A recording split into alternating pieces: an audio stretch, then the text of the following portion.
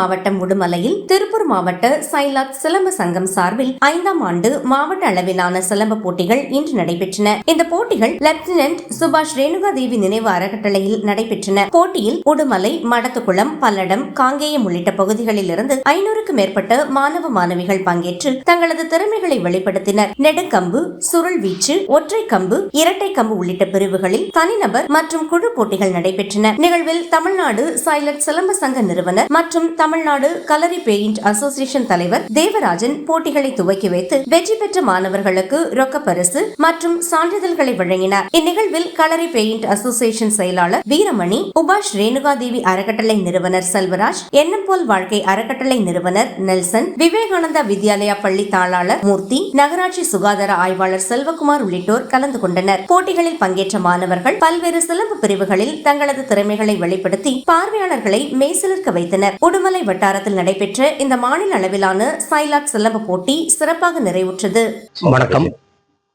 தமிழ்நாடு சைலாத் சிலம்ப சங்கத்தின் சார்பாக திருப்பூர் மாவட்ட சைலாத் சிலம்ப சங்கம் ஏற்று நடத்தி கொண்டிருக்கின்ற இந்த மாவட்ட அளவிலான சைலாத் சிலம்ப களரி போட்டியானது இன்றைய தினம் நடைபெற்று கொண்டிருக்கிறது.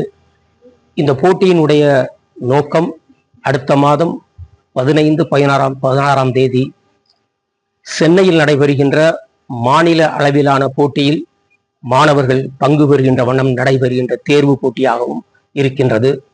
இந்த போட்டி மாணவர்களினுடைய எடைப்பிரிவின்படி போட்டிகள் நடைபெற்று இருக்கின்றது.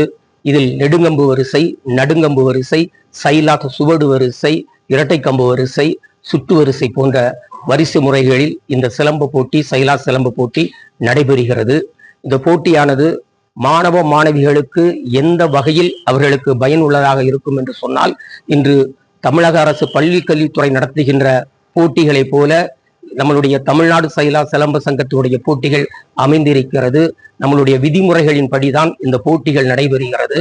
இதில் முக்கியமாக சொல்லப்படுவது சூப்பர் சீனியர் என்ற கேட்டகரியில் விளையாடுகின்ற மாணவ மாணவிகள், அதாவது 11வது 12வது படித்து கல்லூரிக்கு செல்லுகின்ற மாணவ மாணவிகளுக்கு கல்லூரிகளில் அவர்களுக்கு வழங்கப்படுகின்ற அந்த படிப்பினுடைய கட்டணத்தில் விளையாட்டுத்துறைக்கான கட்டண குறைப்பு அதில் இருக்கப்படுகிறது. ஏனால் கடந்த முறை நாங்கள் நடைபெற்ற மாநில போட்டியில் ஏறத்தாழ 16 மாணவ மாணவிகள் சென்னையில் பயில்கின்ற மாணவர்கள், அதேமாதிரி திருவள்ளூர் மாவட்டத்தில் பயின்று கொண்டிருக்கிற மாணவர்கள் கல்லூரியிலே அவர்களுக்கான ஃபீஸ் ரிடக்ஷன் நடந்துட்டது.